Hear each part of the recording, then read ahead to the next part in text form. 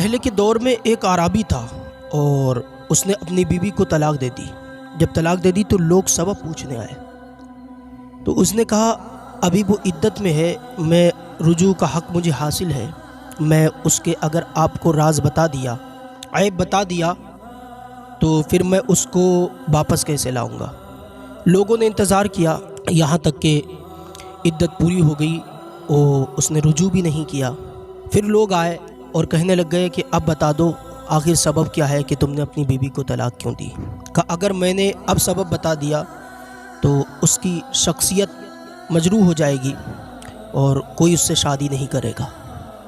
یہاں تک کہ وقت گزرا، اس کی شادی ہو گئی، کہا اب بتا دیا جائے، تو کہنے لگ گیا کہ اب میں کیسے بتا سکتا ہوں، اب تو وہ کسی اور کی امانت ہے اور میں کسی کی امانت میں خیانت نہیں کر سکتا۔ اگر میں نے بتایا تو اس تک بات پہنچے گی جس سے اس کی شادی ہوئی، تو اس کا دل ٹوٹے گا اور اس کے لیے نفرت ہو جائے گی۔ یہ ہو جائے گا کہ دو جڑے ہوئے دلوں کو میں نے توڑ دیا، پھر میں رب کے حضور اپنا منہ کیسے دکھاؤں گا، اللہ تعالیٰ کے رسول کے سامنے اپنا منہ کیسے لے جاؤں گا۔ تو آج ایسے لوگ دکھتے ہیں کیا؟ اگر طلاق ہو گئی پھر اس کو چیلنج کر دیتے ہیں کہ اب دیکھتا ہوں تجھ کو کون رکھے گا، پھر کسی حرام خور عامل کے پاس جاتے ہیں جو اس پر جادو کرتا ہے، اس کی زندگی پوری خراب ہو جاتی ہے، اور پھر اس کی زندگی برباد کرنے کے بعد میں سوچتے ہیں خود سکون مل جائے۔ تو یار اگر آپ نے کسی کی زندگی کو برباد کیا ہے تو آپ کو سکون مل جائے، ایسا ہوتا نہیں ہے۔ اگر آپ نے کسی کو بے چین کیا ہے، آپ سکون سے سو نہیں سکتے، اور کسی کی بد دعا مت لو کیونکہ بد دعائیں بستر تک پہنچ جاتی ہیں، پھر نیند نہیں آتی ہے۔ شکایتیں کرتے ہیں لوگ کہ نیند نہیں آ رہی ہے، تو نیند کیسے آئے گی؟ کیا سمجھتے ہو کہ تم کسی کو بے چین کر کے خود چین سے سو سکتے ہو؟ کیا سمجھتے ہو کہ تم نے کسی کو بے سکون کیا تمہیں سکون ملے گا، آرام سے تم سو جاؤ گے؟ نہیں، ایسا نہیں ہو سکتا۔ آپ جیسا کرو گے، کہتے ہیں نا جیسی کرنی ویسی بھرنی، جیسا کرو گے ویسا بھرنا پڑے گا۔ یہاں نہیں تو اللہ کی عدالت میں اللہ انصاف کرنے والا ہے۔ ہاں کیا جواب دو گے؟ کیا سمجھتے ہو اللہ کے سامنے تم کچھ اور بتا دو گے، وہاں بات مان لی جائے گی؟ نہیں، آنکھیں خود گواہی دیں گی، مولا اس نے مجھے غلط چیز کو دکھایا۔ ہاتھ خود گواہی دیں گے کہ مولا اس نے مجھ سے غلط کام کروایا۔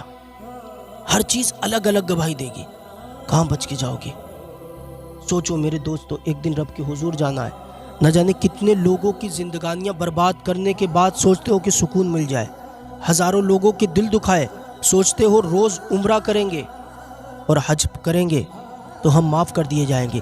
عمرے کا ثواب الگ ہے، عمرے کا مقام الگ ہے، حج کرنا الگ ہے، لیکن کسی کا دل دکھایا تو بہرحال اس سے معافی تو مانگنی پڑے گی۔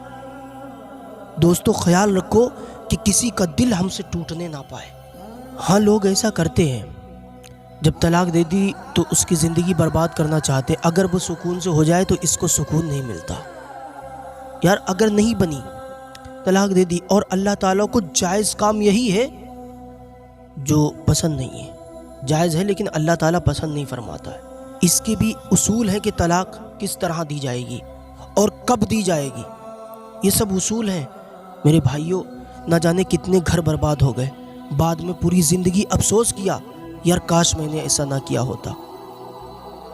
پہلے تو لوگ بہت آتے ہیں کہ ہم تمہارے ساتھ ہیں، لیکن جس دن طلاق ہو جاتی اس دن پھر کوئی کسی کے ساتھ نہیں ہوتا ہے۔